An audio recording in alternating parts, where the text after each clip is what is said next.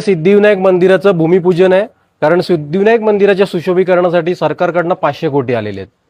अरे सिद्धिविनायक मंदिराच्या सुशोभीकरणासाठी तुम्ही 500 कोटींची खर्च करताय, परंतु सिद्धिविनायक मंदिराच्या परिसरामध्ये राहणाऱ्या बेघर झालेल्या 4-4 वर्ष 140 मराठी कुटुंब, एकंदरीत 600-650 लोक आहेत मराठी, सगळी तुमच्याच याच्यातली आहेत, विभागातली आहेत. त्यांच्यासाठी खर्च करायला, त्यांना कुठेतरी पुनर्वसन करायला, त्यांच्या हक्काचं घर त्यांना द्यायला तुमच्याकडे पैसे नाहीयेत किंवा तुमच्याकडे यंत्रणा नाहीये. बरं तुम्ही मोठ्या मोठ्या मीटिंग होतात विधानसभेमध्ये, मोठ्या मोठ्याने ओरडून सांगताय पगडी मुक्त मुंबई करणार, पगडी मुक्त मुंबई करणार. ही अशी पगडी मुक्त मुंबई करणार तुम्ही? ही पगडी मुक्त मुंबई करणार आहात की पगडीवाल्यांना मुंबईतून घालवून मुंबई मुक्त करणार आहात? हाच मोठा प्रश्न मुळात इथे उभा राहतो. त्यामुळे आमची ही व्यथा सरकार किंवा इतर कोणी यंत्रणा असतील यांनी ऐकावी, हाच आमचा याच्यामधला उद्देश आहे. सुशोभीकरणाच्या नावाने लोकांच्या, जे मुंबई बाहेरची लोक आहेत, दादर बाहेरची लोक आहेत, त्यांच्या सुविधा करणार आणि असुविधेमध्ये आम्ही राहतोय गेली 4 वर्ष जनार्दन अपार्टमेंटचे भाडे करू, त्याची कोणीही दखल घेतलेली नाहीये.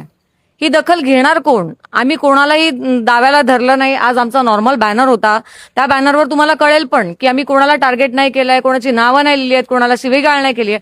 मग आम्हाला असं डावळलं का जात आहे? आम्हाला दाबण्याचा प्रयत्न का केला जातोय? मला आमच्या वाडीमध्ये एवढं राजकारण झालंय ना, फक्त आणि फक्त राजकीय पोळी भाजण्यासाठी या विभागातील राजकारण लोकांनी आमचा फायदा घेतलाय. C1 लावून आम्हाला धोकादायक देऊन आम्हाला खाली केलं. त्याच्यानंतर एवढी आश्वासनं दिली, क्लस्टर हे ते, हा बिल्डर तो बिल्डर, मुख्यमंत्री आले तिकडे चला, मुख्यमंत्री तिकडे चला.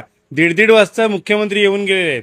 त्याच्यानंतर उपमुख्यमंत्री झाल्यावरती वाडीचा दौरा झाला, तुम्हाला 500 देतो, 600 देतो, क्लस्टर करूया, हे करूया, हे घेऊया, ते घेऊया. काय झालं? निवडणुका झाल्या, विषय संपला. आम्ही आमचं पाणी कॅन्सल कट केलं का आम्ही पाण्यासाठी धावत होतो, लाईट कट केलं का लाईटसाठी धावत होतो.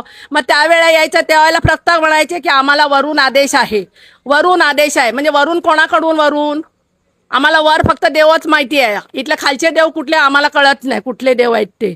पण आम्हाला त्यावेळेला मदत होत नव्हती. आणि आज आम्ही इकडे बोर्ड लावत नाही तर लावत नाही तर 10 मिनिटात लगेच एवढी कारवाई, एवढी प्रत्येक फास्टमध्ये. हां, मुंबईमध्ये घरं देणार, जी आम्ही राहतोय वास्तूमध्ये इथे, त्यांना घरं कुठली? त्यांना बाहेर काढणार का?